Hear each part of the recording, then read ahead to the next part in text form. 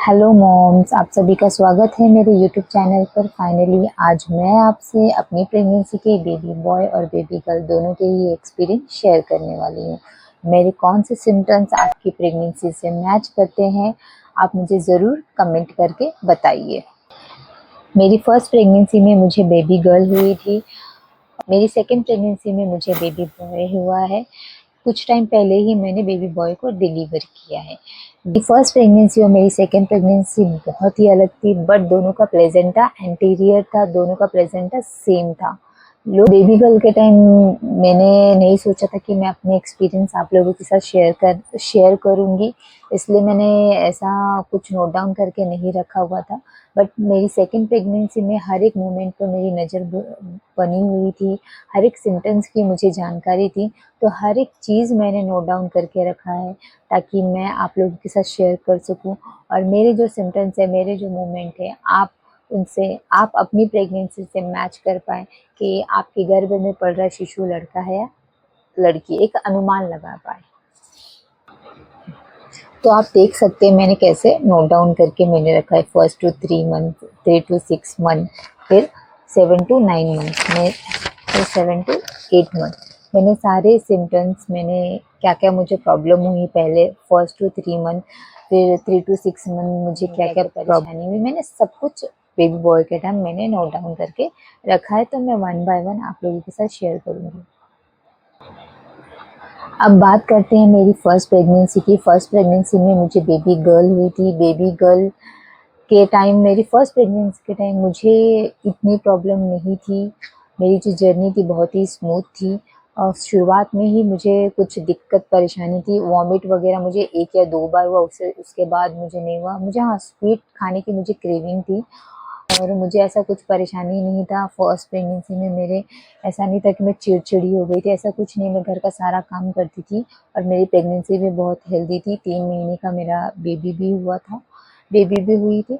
और इसके बाद मेरी नॉर्मल डिलीवरी हुई है। ऐसी थी मेरी फर्स्ट प्रेगनेंसी। अब बात करते हैं सेकंड प्रेगनेंसी की। सेकंड प्रेगनेंसी में मुझे बेबी बॉय हुआ है, जो मैंने कहा कि मैंने अभी कुछ महीनों पहले ही मैंने बेबी बॉय को डिलीवर किया है। सेकेंड प्रेगनेंसी में मेरा शुरुआत से ही मुझे दिक्कत, परेशानी, कॉम्प्लिकेशन सब कुछ थे, बट ज़्यादा कॉम्प्लिकेशन मुझे 7 मंथ से स्टार्ट हुआ। शुरुआत से ही मुझे कोई चीज़, मतलब बोलते हैं ना कि स्मेल वगैरह पसंद नहीं थी। ग्रीन वेजिटेबल मुझे बिल्कुल पसंद नहीं था। मुझे ना बनाना पसंद था, ना ही मुझे खाना पसंद था। मैं बिल्कुल नहीं खाती थी, ना ही मुझे बनाना, बट बनाना पड़ता था। क्या करें, परिवार के साथ रहना, भले तुम खाओ या मत खाओ, बट तुमको बनाना पड़ेगा। मुझे ग्रीन वेजिटेबल बिल्कुल भी नहीं पसंद था, बिल्कुल भी नहीं बेबी बॉय के टाइम।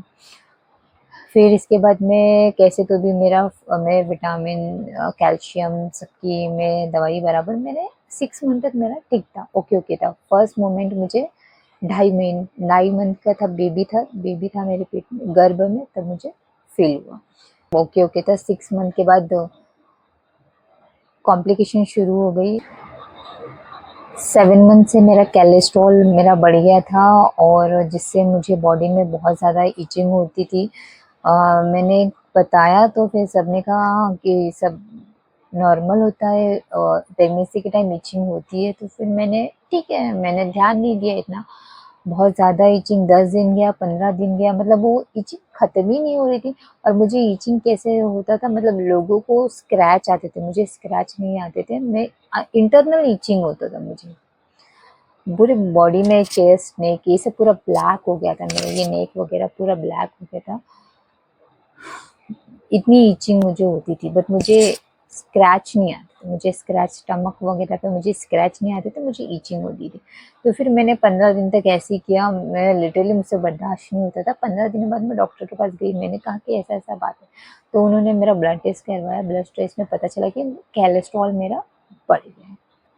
अब उसमें ये दिक्कत परेशानी था कि तुमको वो कम करना पड़ेगा, तो उसके लिए दवाई चली। अगर वो कम नहीं होगा तो आपको प्री मेच्योर डिलीवरी करना पड़ेगा, क्योंकि आपके थ्रू बेबी को भी हो सकता है। उसको जॉइंडिस बोलते हैं। इन शॉर्ट मुझे जॉइंडिस हो गया था 7 मंथ में। तब मेरा खाना पीना जो है मैंने बहुत कम कर दिया था, मुझे लिमिटेड चीज़ खानी पड़ती थी। और जो भी खाते थे ये खाओ वो मत खाओ, जैसे डॉक्टर के अकॉर्डिंग मैं चलती थी। ऑयली फूड वगैरह तो मसाला ऑयली फूड सब कुछ बंद हो गया था। सादा सिंपल खाना था मुझे, वही सब मैं खाती थी।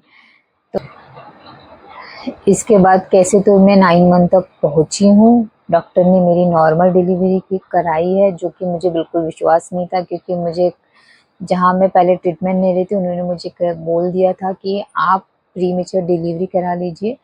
बट मैंने अपना डॉक्टर चेंज कर दिया मैंने अपना डॉक्टर। मैं वहाँ ट्रीटमेंट करवाती थी, उन्होंने मुझे 9 मंथ तक नॉर्मल डिलीवरी मेरी करवा के दी।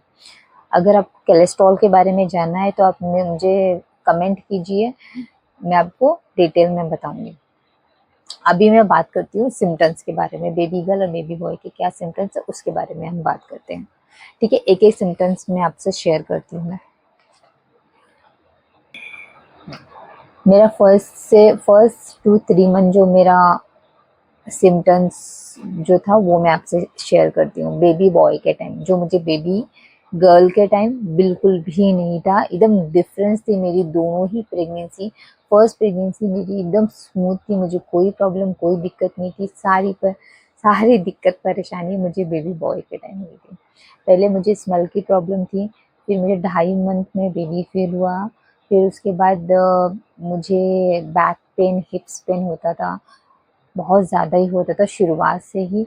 और फिर उसके बाद में स्पाइसी, मुझे पूरे 9 मंथ स्पाइसी खाने ही पसंद है, बस लास्ट के मंथ में मुझे स्वीट खाना मुझे अच्छा लगा, पर नहीं तो मैंने 9 मंथ स्पाइसी ही खाया है।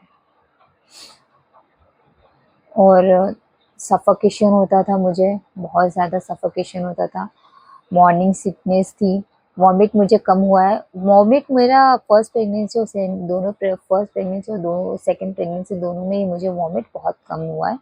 फर्स्ट प्रेगनेंसी में भी 1-2 बार हुआ है, सेकंड प्रेगनेंसी में मुझे लग रहा है एक बार हुआ होगा तो हुआ होगा, नहीं तो नहीं हुआ है मुझे वॉमिट की प्रॉब्लम। बात करती हूँ 3 to 6 मंथ में। 3 to 6 में मुझे क्या मुझे परेशानी थी कि मुझे बेबी मूवमेंट बहुत कम, 1-2.5 महीने में मुझे एक बार फील हुआ, उसके बाद वो मुझे फील ही नहीं हुआ।